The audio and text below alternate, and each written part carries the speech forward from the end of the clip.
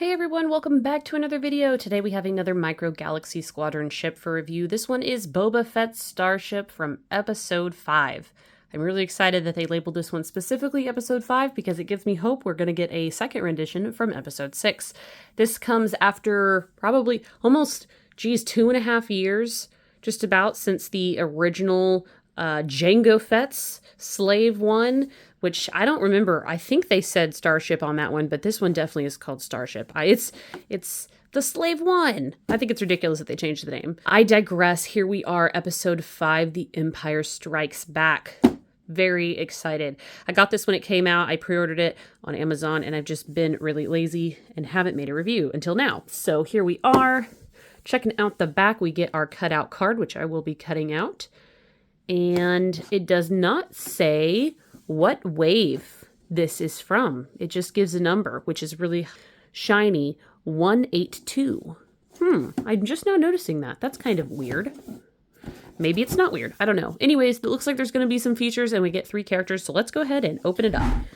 All right, here we are. Here's the Slave 1 and looks pretty good. Pretty paint worn. The wash on this one is not bad. There's a lot of paint detail and a lot of like purposeful paint wear. I think that looks great. Again, with Micro Galaxy Squadron, as we've come to expect, the plastic is very lightweight, so it definitely feels a lot cheaper in my opinion than it looks, and I think it looks great. We have some moving cannons here in the front, and they are like a silver.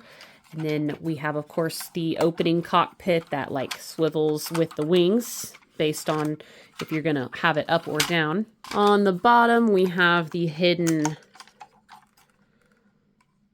charge, which is kind of disappointing because it's absolutely the same color as the rest of the ship. I don't know, kind of if it's going to be like that, why included? But I guess it's a little Easter egg, so that's nice. There's some dips in here that you can see, just some detailing on the bottom, of course. I really wish these guys came with stands. With a little bit of tack, I think you could get it to stand up, but like otherwise, you're pretty much stuck with this, which is how it is when it lands, but it's just kind of disappointing that you can't put it up in any other way. So the wings do move when you lift it. It has this internal area right here, which is just like the cargo hold. And then you can slide this part down, and then you can actually push this out. And there's like a tab under here that it can lock to, but like don't do that because I almost couldn't get mine undone. I had to use a knife, which was weird and dumb. So I'm not really sure why that lock is so firm. I could be missing something, but yeah, we have a little bit of a cargo hold area. And then of course the main part of the cockpit right there. And I'm pretty sure all the features are the same. Boba Fett's going to sit right here and he can have 2 passengers. So with this being Empire Strikes Back, we have a stormtrooper that comes with our group of characters. So let's open those guys up. Oops, and I immediately dropped him. We have a little bitty stormtrooper. Looks good. He stands.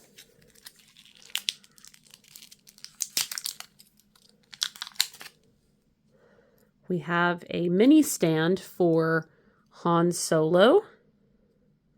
There's his carbonite piece there. Looks pretty good. And then we have this back piece. Oh, huh. I'm confused. This is like a weapons table, a weapons rack. Unfortunately, it is completely unpainted. But there's a lot of detail on there, like thermal detonators, all kinds of blasters. And they why were they stacked like that? Was it just for storage? Why would those pieces go together? Yeah, I don't think they do. Oh, I think that goes inside the ship, but it's just weird that it came behind Han Solo. I don't understand that. I also don't understand how this is supposed to attach, but I know that it does. Oh, like that. I'm just dumb. Ta-da! So yeah, now we can have the Stormtrooper. And lastly, Boba Fett himself walking behind Han Solo. And I believe this is the first outfitted version of Boba Fett. We do get a young Boba Fett in the original Slave 1, so I think overall he looks really quite good.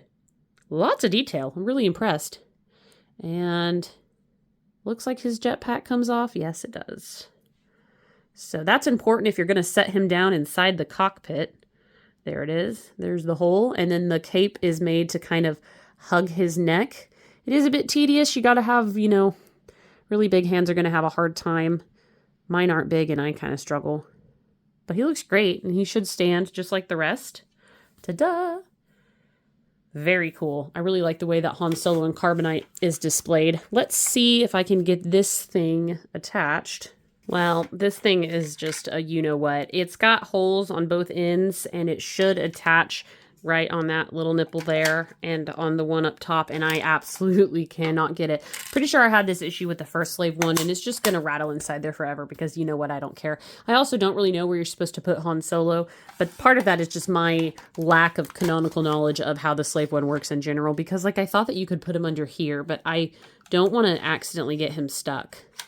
He might go under there. I don't know. I'm worried I might get him stuck. Oh, he does fit. Look at that. Is that wrong? I mean, he fits. Is that wrong? I don't know. Jeez, sorry. Overall, he's really cool. I think that other than getting this thing inside to fit, which is annoying, I remember having problems with that on the first one.